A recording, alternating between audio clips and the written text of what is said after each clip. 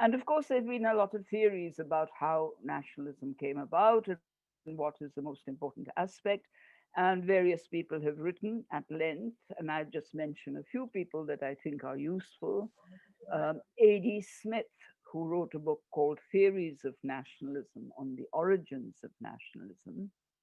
Ernst Gellner, who also wrote about how nationalism consists of social and other units that come together, and asks the question whether it is the mandate of the hegemonic, those in authority, are they the ones who are in control?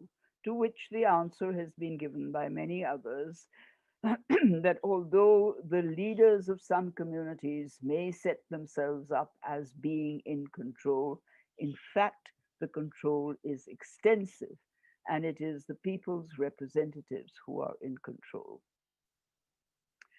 The most useful book that I found on the subject, brilliantly written, was Eric Hobsbawm's Nations and Nationalism, where he argues this position of how you cannot take nationalism back to pre modern times.